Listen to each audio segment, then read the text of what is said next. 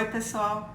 Eu sou a Mariana Osako, sou biomédica e professora aqui na Faculdade de Medicina de Ribeirão Preto, da USP. Minha formação acadêmica foi feita no Japão, na Universidade de Osaka, onde eu fiquei 9 anos e fui também professora assistente. Também sou mãe da Helena. Como perceberam, eu gosto também de Star Wars e dou aulas de histologia. É uma disciplina que tem muito a ver com a minha pesquisa, pois estudar os tecidos do corpo humano é estudar a célula no seu contexto de comunidade. Eu vim apresentar a minha linha de pesquisa e o meu laboratório de biologia celular e tecidual, que também é conhecido pelo nome de Rank Lab, justamente por causa da relevância do Rank-L na saúde humana. Então, para facilitar o entendimento do papel da Rank-L, eu vou mostrar um resultado que eu fiz recentemente. Diversos fatores estão circulando no sangue e aqueles que sinalizam ou marcam o que pode estar acontecendo em nosso corpo são chamados de biomarcadores. Eles servem para o diagnóstico de alguma doença ou mesmo na identificação de riscos do desenvolvimento dela. Também indicam a estratificação da gravidade ou progressão de um quadro já estabelecido. Por exemplo, o meu nível de colesterol alto pode indicar o risco de um possível entupimento na artéria no futuro se nada for feito. Então, eles são extremamente úteis para sinalizar de forma simples e rápida quais ações ou terapias são necessárias para a manutenção da saúde. Os biomarcadores são, então, importantes para sinalizar o que se passa em nosso corpo, mas eles são apenas a ponta do iceberg. Muito estudo e pesquisa são necessários para ampliar a compreensão de como o biomarcador se comporta em diferentes situações. Nesse ponto, eu tenho grande interesse na proteína OPG, que é encontrada circulando no sangue, e altos níveis estão relacionados com aumento da mortalidade ou prognóstico ruim em algumas patologias, ou até mesmo elevando o risco de desenvolvimento de outras doenças.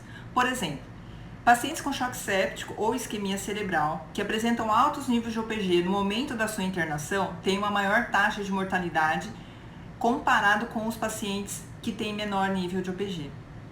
Altos níveis de OPG também são encontrados em pacientes obesos, com diabetes tipo 2 e indicam um maior risco para desenvolvimento de outras doenças, como as doenças cardiovasculares. Mas, como eu mencionei, o alto nível de OPG é só a ponta do iceberg. Muito pouco se sabe dos processos que acontecem no corpo humano para desencadear todos aqueles quadros. Então, meu interesse é investigar seu papel em diferentes contextos patológicos. Por exemplo, identificando qual célula secreta, em que condições secretas, qual sua ação naquela célula ou no tecido, as terapias devem aumentá-lo ou diminuí-lo. O que torna tudo isso muito interessante é que o OPG é uma proteína que é secretada pela célula, mas não se liga a receptor nenhum. Pelo contrário, ela é um receptor. Na verdade, o OPG é um receptor falso, ou também chamado de receptor isca. Ele se liga ao RANK-L e este L significa ligante do receptor RANK. Então, o RANK-L se liga ao receptor RANK e ativa uma cascata de sinalização que desencadeia a resposta em diferentes células. Quando o OPG está presente, o OPG bloqueia a ligação do RANK-L ao receptor RANK. Tanto o RANK-L quanto o OPG estão circulando no sangue. E, como eu disse, o OPG tem sido considerado biomarcador em diferentes doenças. Então, por causa desse mecanismo de sinalização, uma das formas para melhor compreender o papel de OPG é estudando a ação de RANK-L nas células.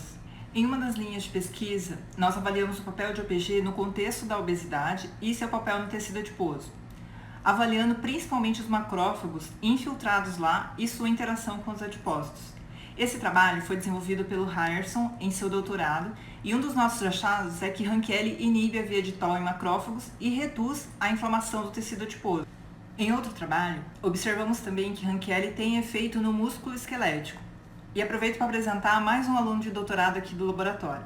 Olá, meu nome é Paulo, eu sou formado em Biomedicina pela Universidade Federal de Pernambuco. Conheci o laboratório da professora Mariana através do curso de verão de Biologia Celular e Molecular.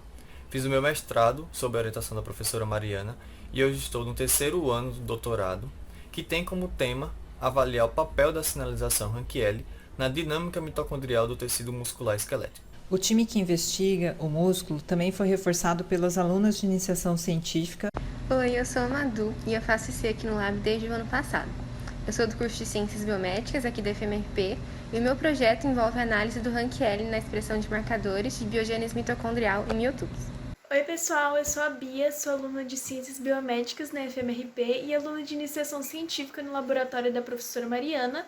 O meu projeto tem como objetivo principal uma análise dos alvos gênicos diferencialmente expressos em miotubos diferenciados e tratados com Hankieli através de uma análise de dados de RNA-seq. Observamos que Hankieli aumenta o consumo de oxigênio no músculo, relacionado com a diferenciação de fibras oxidativas, possivelmente melhorando a performance em exercícios de resistência. Então, nosso desafio agora é entender como Hankieli participa desse processo. Recentemente, publicamos um trabalho demonstrando que o estímulo de Hankieli aumenta o gasto energético nos adipócitos, pois aumenta a queima de gordura e geração de calor em processos mitocondriais. Assim, relatamos o impacto do Hankieli e OPG no tecido adiposo branco. Esta mudança no perfil metabólico do adipócito também é chamada de browning, em que o adipócito branco passa a ter as reservas de gordura em pequenas gotículas e tem aumento no seu volume de mitocôndrias. Isso gera adipócitos beges, que consomem suas reservas de gordura e a dissipam a energia em forma de calor. Aqui observamos adipócitos bege em diferenciação, ainda com um aspecto alongado e fibroblastoide, e células pequenas arredondadas no início da diferenciação. Quando a célula foi diferenciada com o estímulo de Hankieli, observamos que ela já tem um formato mais arredondado e com presença de gotículas de gordura no mesmo tempo de observação. Isso indica que Hankieli acelera o processo de diferenciação do adipócito bege. Estes e outros dados estão melhor descritos neste artigo, que é resultado do doutorado da Flávia. E ele resultou também no depósito de uma patente do uso da proteína Hankieli e de um peptídeo análogo, o MHP1, na diferenciação do adipócito bege. Com estes estudos em adipócitos e tecido adiposo, focamos bastante nos processos de diferenciação celular e estamos agora interessados na formação dessas gotículas, que aqui na imagem aparecem como pequenas esferas brilhantes dentro da célula. Nesse contexto de pandemia da Covid-19, nós resolvemos contribuir também para a geração do conhecimento, no entendimento da ação do SARS-CoV-2 em vários tecidos humanos.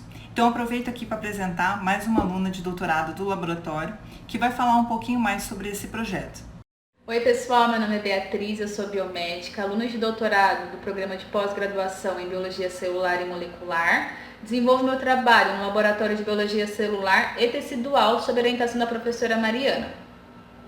Provavelmente vocês já devem ter ouvido falar que pessoas obesas elas podem evoluir para a forma mais grave da Covid-19. O meu estudo busca entender a relação do vírus SARS-CoV-2 com o tecido adiposo e os riscos de evolução dessa doença para a forma mais grave. Olá, eu sou o Luan, eu sou formado em Biologia e atualmente faço doutorado no Laboratório de Biologia Celular e Tecidual, sob orientação da professora Mariana, pelo Programa de Biologia Celular e Molecular. A minha pesquisa aqui no laboratório busca entender melhor as interações do vírus SARS-CoV-2, causador da Covid-19, com a célula hospedeira no tecido adiposo. Mais especificamente, nós buscamos responder como as gotículas lipídicas podem contribuir para a infecção viral nesse tecido. Então, atualmente temos projetos que investigam processos de mudança do tipo de fibra muscular, fatores que influenciam na diferenciação dos adipócitos e o papel dos macrófagos no tecido adiposo. Agora também investigamos como o vírus SARS-CoV-2 interage com o tecido adiposo para agravar o quadro da Covid-19 em pacientes obesos. E aqui no laboratório utilizamos diferentes metodologias para responder às nossas perguntas científicas, como por exemplo modelo animal, técnicas de biologia tecidual e celular, focando em técnicas de diferenciação celular e microscopia, e também ferramentas de biologia molecular para identificar os mecanismos moleculares que estão por trás desses processos. Se você tem interesse em pesquisar esses temas e fazer pós-graduação aqui no meu laboratório, mande uma mensagem. Você pode me achar nas redes sociais ou por e-mail. Espero o teu contato. Até lá!